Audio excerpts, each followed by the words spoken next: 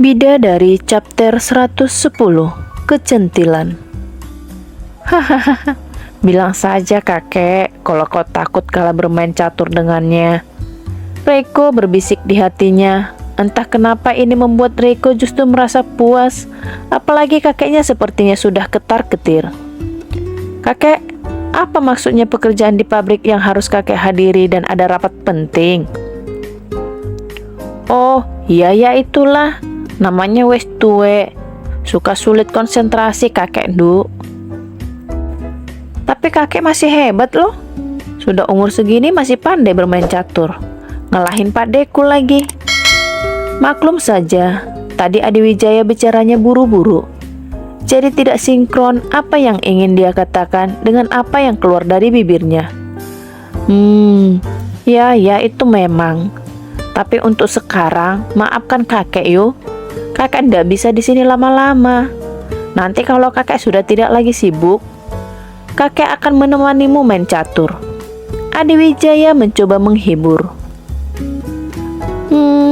Sayang banget. Jadi kakek di Jakarta cuma sebentar toh. Aida masih terlihat mencari kesempatan agar Adi Wijaya tinggal lebih lama, dan memang kakeknya Reiko itu lebih didengar ucapannya daripada Reiko oleh Aida. Jadi dia tidak pernah negatif thinking sama sekali pada sang kakek.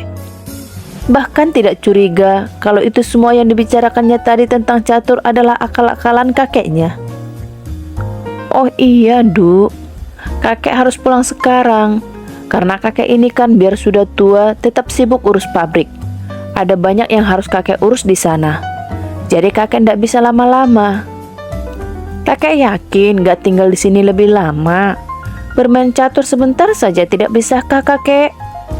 Sedih rasa hati Aida, makanya dia mencoba bertanya lagi pada sang kakek.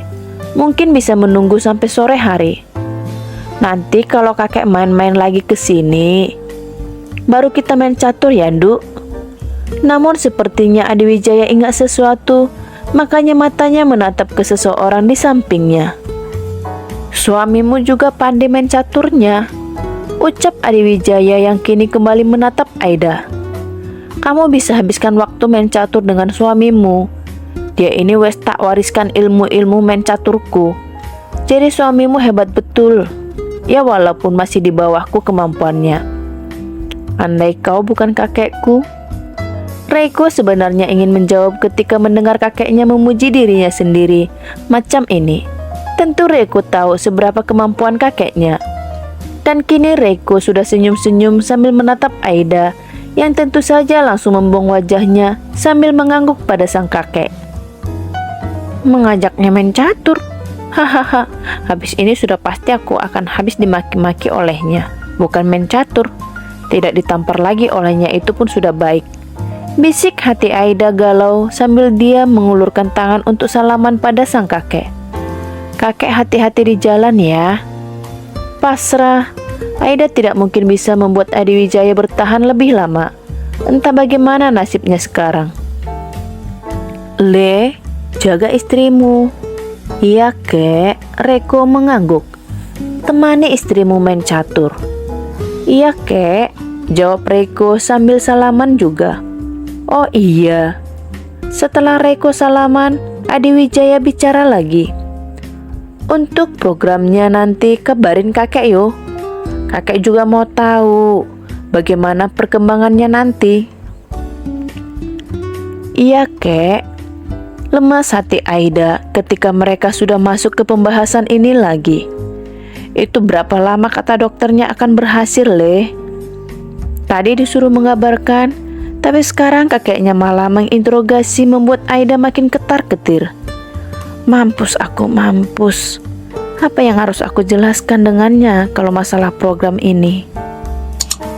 Aida jadi kembali ingin membujuk Adi Wijaya supaya tinggal lebih lama, minimal sampai dia menemukan alasan yang tepat. Tapi sayangnya, iya kakek, kakek pulang aja. Nanti aku akan kabarin apapun kata dokter. Dan ini mungkin programnya agak lama, kek.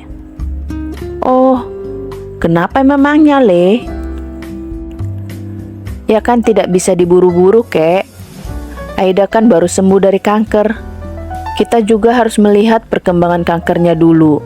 Dan banyak hal yang harus diprioritaskan untuk kesehatannya lebih dulu.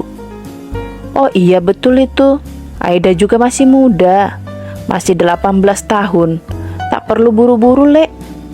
Sekarang kamu harus pikirkan sehatnya Aida dulu. Itu yang utama. Jangan lupa, temani dia ke dokter yang rajin check up-nya. Iya, Kakek. Reko makin gemas karena dia ingin kakeknya sebetulnya cepat pulang. Dan urusan di perusahaan tidak ada masalah apa-apa, Kek. Entah apa yang direncanakan Reko, tapi kini dia mengalihkan pembicaraan ke perusahaan yang membuat Aida juga ketar-ketir. Mati aku. Sepertinya dia benar-benar kesal padaku. Makanya dia tidak mau membicarakan masalah kesehatanku. Ya mungkin lebih baik aku cepat mati menurutnya. Aku pun kalau bisa mati lebih cepat lebih baik daripada aku harus tinggal bersama dengannya 5 tahun. Tapi aku takut kalau aku mati nanti sekolah adikku gimana? Ini dugaan Aida. Bagaimanapun, dia juga tidak bisa menerka apa yang ada dalam benak Reiko. Nah, tadi itu aku membicarakan masalah Mesir, Le. Mesir?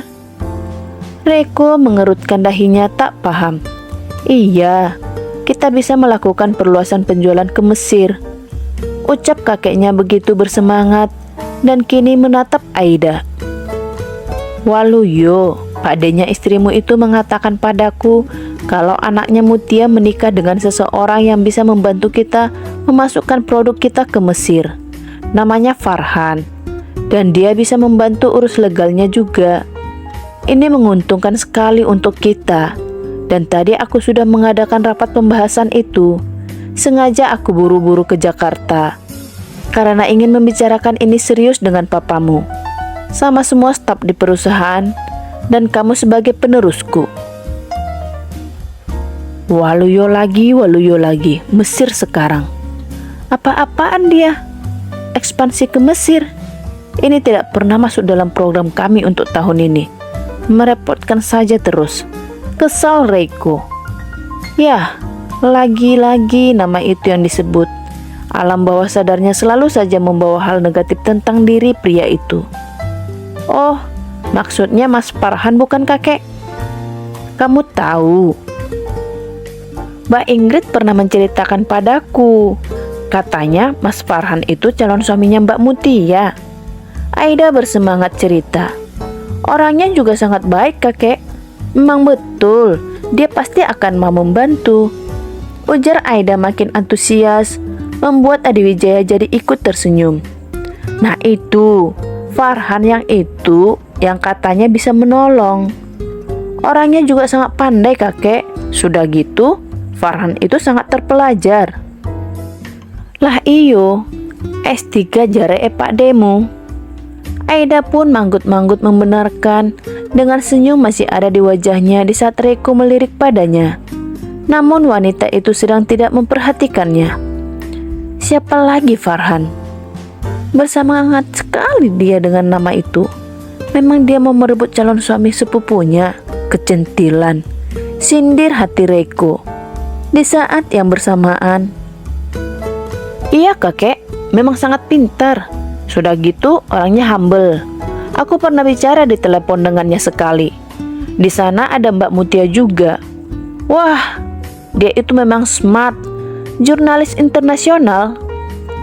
Lah iyo, jurnalis internasional masa ndak pinter. Makin bersemangat Aida apalagi Adi Wijaya menimpali terus.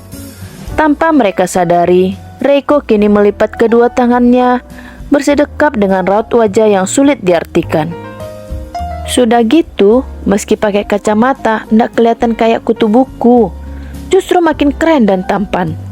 Ucapan Aida yang membuat Reiko menatap kakeknya. Kakek sepertinya masih punya waktu untuk mengobrol. Bagaimana kalau main catur saja dulu sambil ngobrol?